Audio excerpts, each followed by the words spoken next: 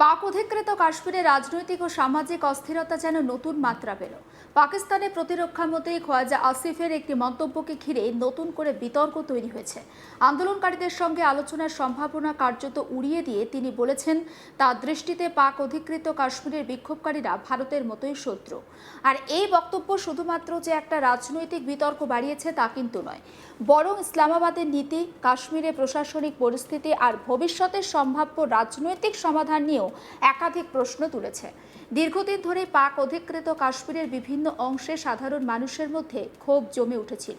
স্থানীয়দের একাংশের অভিযোগ, ক্রমবর্ধমান অর্থনৈতিক সংকট, মূল্যবৃদ্ধি, কর্মসংস্থানের অভাব, বিদ্যুৎ ও নিত্য প্রয়োজনীয় পরিষেবার সমস্যা, প্রশাসনিক বৈষম্য এবং রাজনৈতিক অধিকার নিয়ে দীর্ঘদিনের অসন্তোষ পরিস্থিতিকে আরও জটিল করে তুলেছে। এই অসন্তোষ থেকে ধীরে ধীরে গড়ে ওঠে বৃহত্তর গণ আন্দোলন।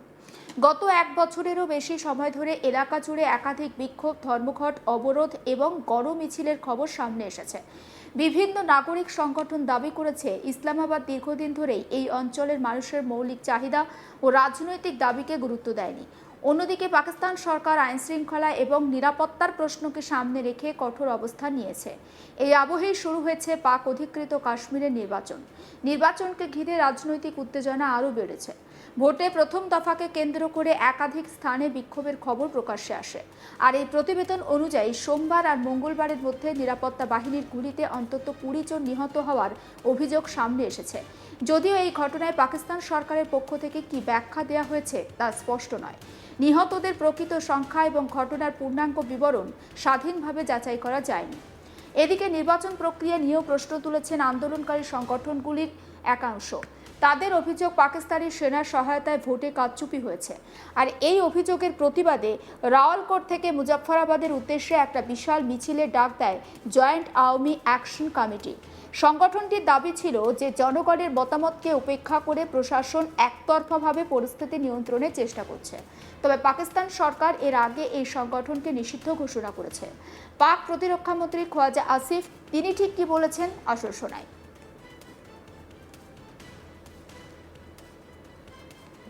मेहरबानी है और मैं आजिज़ सा आदमी, मेरे खिलाफ कोई बोलता है तो मोस्ट वेलकम।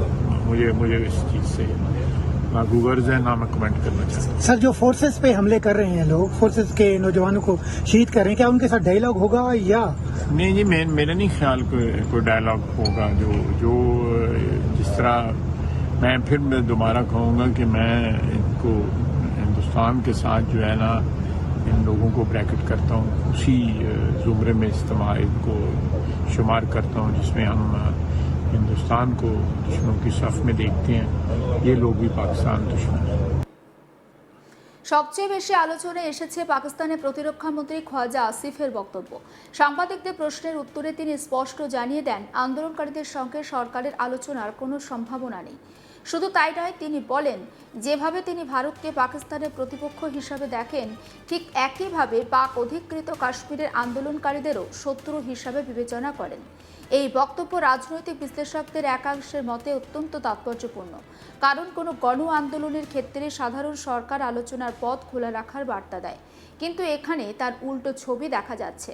সংলাপের পরিবর্তে আন্দোলনকারীদের সরাসরি প্রতিপক্ষ হিসাবে চিহ্নিত করা হলে ভবিষ্যতে সংঘাত আরও বাড়তে পারে বলে আশঙ্কা প্রকাশ করছেন পর্যবেক্ষকদের একাংশ। ফলে প্রশ্ন উঠছে, কেন এতদিন ধরে অস্থির রয়েছে পাক অধিকৃত কাশ্মীর? এর পিছনে রয়েছে একাধিক কারণ। প্রথমত, অর্থনৈতিক সংকট। পাকিস্তানের সামগ্রিক অর্থনীতি গত কয়েক বছরে প্রবল চাপের মুখে পড়েছে।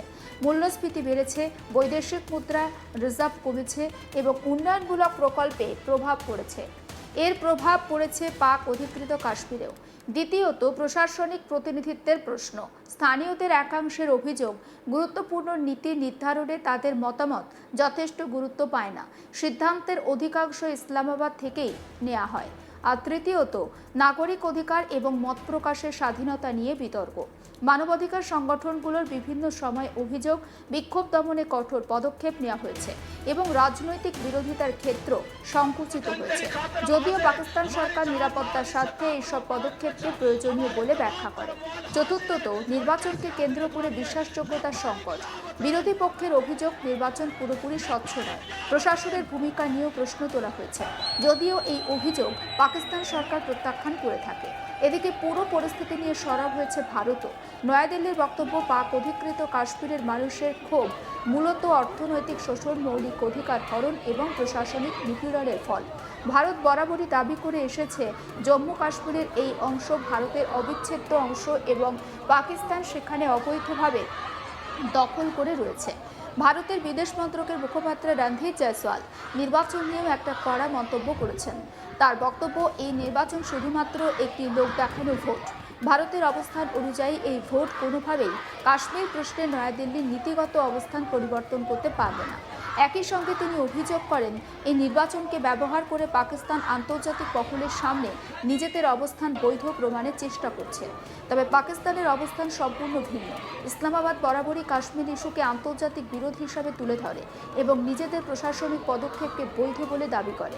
ফলে একই ঘটনাকে দুই দেশ সম্পূর্ণ ভিন্ন দৃষ্টিকোণ থেকে ব্যাখ্যা করছে। এই পরিস্থিতিতে সবথেকে গুরুত্বপূর্ণ প্রশ্ন, সংলাপের দরজা যদি সত্যি বন্ধ হয়ে যায় তাহলে ভবিষ্যতে কি হতে পারে। রাজনৈতিক বিশ্লেষকদের মতে, কোনো আন্দোলনকে শুধুমাত্র নিরাপত্তা দৃষ্টিভঙ্গি দিয়ে দেখলে দীর্ঘমেয়াদে সমস্যার সমাধান হয় না। যদি মানুষের অর্থনৈতিক, সামাজিক এবং রাজনৈতিক অসন্তোষের জায়গাগুলোর সমাধান না করা যায় তাহলে আন্দোলন আরও বিস্তৃত হতে পারে। আবার সরকারের দৃষ্টিকোণ থেকে নিরাপত্তা এবং আইন শৃঙ্খলা বজায় রাখাও একটি গুরুত্বপূর্ণ বিষয়। ফলে দুপক্ষের অবস্থানের মধ্যে দূরত্ব যত বাড়বে, পরিস্থিতি তত জটিল হওয়ার একটা আশঙ্কা থাকবে। আন্তর্জাতিক পর্যবেক্ষকদের একাংশ আবার বলছেন, কাশ্মীর প্রশ্ন দক্ষিণ এশিয়ার অন্যতম সংবেদনশীল ভূ রাজনৈতিক ইস্যু। এখানে যে কোনো রাজনৈতিক সিদ্ধান্ত বা নিরাপত্তা অভিযান শুধু স্থানীয় নয়, আঞ্চলিক স্থিতিশীলতার ওপরও একটা প্রভাব ফেলতে পারে। সব মিলিয়ে বর্তমান পরিস্থিতি অত্যন্ত স্পর্শকাতর। একদিকে চলছে নির্বাচন, অন্যদিকে বাড়ছে আন্দোলন। এর মধ্যেই পাকিস্তানের প্রতিরক্ষা মন্ত্রীর শত্রু মন্তব্য নতুন করে বিতর্কের সৃষ্টি করেছে। এখন দেখার বিষয়, ইসলামাবাদ ভবিষ্যতে কঠোর অবস্থানেই অটল থাকে নাকি পরিস্থিতি স্বাভাবিক করতে সংলাপের কোনো নতুন উদ্যোগ সামনে আনে। এতটুকুই নয়, পাক অধিকৃত কাশ্মীরের বর্তমান পরিস্থিতি আগামী দিনে দক্ষিণ এশিয়ার রাজনীতিতে ঠিক কতটা প্রভাব ফেলবে সেটাও এখন আন্তর্জাতিক মহলের নজরে। কারণ এই অঞ্চলের প্রত্যেকটা রাজনৈতিক পদক্ষেপ শুধু স্থানীয় প্রশাসনের বিষয় নয়, বরং ভারত পাকিস্তান সম্পর্ক, আঞ্চলিক নিরাপত্তা এবং আন্তর্জাতিক কূটনীতির সঙ্গেও গভীরভাবে জড়িয়ে রয়েছে। लब्बैक या वतन, लब्बैक या जम्मू कश्मीर।